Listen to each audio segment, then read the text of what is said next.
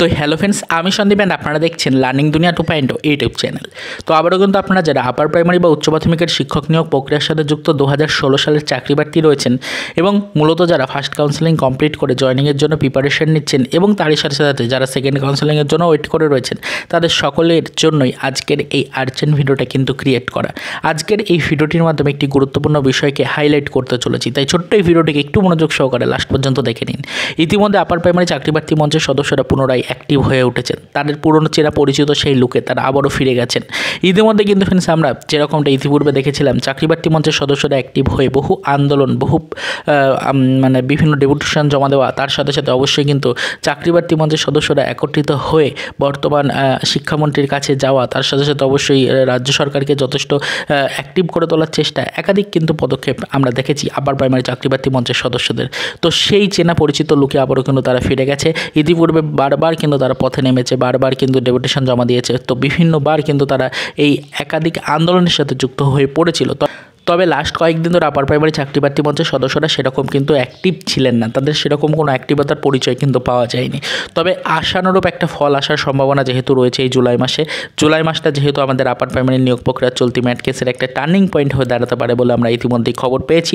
সেই মর্মে ইতিমধ্যে কাজকর্ম চলছে অলরেডি, কিন্তু লাস্ট হিয়ারিং ডেটে আমরা দেখতেই পারলাম সেরকম সময় না থাকার কারণে মূলত কিন্তু বাদীপক্ষ বিবাদী পক্ষ দুজনেই নিজেদের বক্তব্য তুলে ধরতে পারলেন না। অবশ্যই দুই পক্ষের এখনও পর্যন্ত বেশ কিছু বিষয় বলার রয়েছে, সেই বিষয়গুলো এখনও সামনে উঠে আসেনি। অবশ্যই সেই কারণে কিন্তু আবারও নেক্সট একটা হিয়ারিং ডেট দেওয়া হয়েছে 8 তারিখে।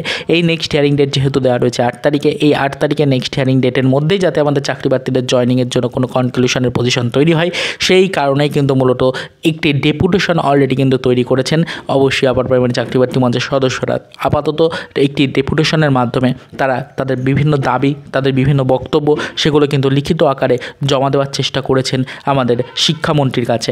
গতকালকে অলরেডি কিন্তু এই কর্মসূচি তারা গ্রহণ করেছেন। আপার প্রাইমারি চাকরি প্রার্থী মঞ্চের সদস্যরা একত্রিত হয়ে একটি ডেপুটেশনে তাদের যাবতীয় বক্তব্য, দাবি দেওয়া সব কিন্তু লিখেছেন এবং সেই ডেপুটেশনটি জমা দেওয়ার চেষ্টা করেছেন আমাদের মাননীয় শিক্ষামন্ত্রীর হাতে। তো মাননীয় শিক্ষামন্ত্রীর কাছ থেকে আশা করা যাচ্ছে কিন্তু আশানুরূপ কিন্তু পদক্ষেপ কিন্তু আসতে চলেছে আপার প্রাইমারি নিয়োগ প্রক্রিয়াতে, এবং আমরা আশা করছি জয়নিংয়ের নির্দেশিকা এই মাসের মধ্যে চাকরি প্রার্থীদের জন্য দিয়ে দেওয়া হবে এবং জয়নিংয়ের নির্দেশিকার পাশাপাশি সেকেন্ড কাউন্সিলিংয়ের নোটিফিকেশনও আসতে চলেছে। তো পরবর্তীতে বিষয়টা কতটা সঠিক কতটা বেঠিক হয় সেটা কিন্তু আমরা দেখব। পরবর্তীতে আমরা এই বিষয়ের উপর নজরদারি রাখবো। যদি আমাদের আপার প্রাইমারি জয়নিং রিলেটেড কিছু অফিসিয়াল আপডেট আসে সেটা অবশ্যই আপনাদেরকে ডিটেলসে জানানোর চেষ্টা করব। আর মোটামুটি জেনে রাখুন জয়নিং এবং সেকেন্ড কাউন্সিলিংয়ের নির্দেশিকা একই সাথে কিন্তু আসতে চলেছে। আপনারা সকলেই কিন্তু যাবতীয় ডিটেলস কিন্তু রেডি রাখার চেষ্টা করুন। তো আশা করি বিষয়টা বোঝাতে পারলাম। তো পরবর্তীতে কিন্তু আবার আপার প্রাইমারি নিয়োগ প্রক্রিয়ার জয়নিং রিলেটেড কিছু আদার্স আপডেট পেলে সেটা আমাদের চ্যানেলে ভিডিওর মাধ্যমে আপনাদেরকে জানানোর চেষ্টা করব। তো চলুন দেখা হবে নেক্সট ভিডিওতে পরবর্তীতে আবারও আপার প্রাইমারি রিলেটেড কিছু আদার্স অফিসিয়াল আপডেটের সাথে।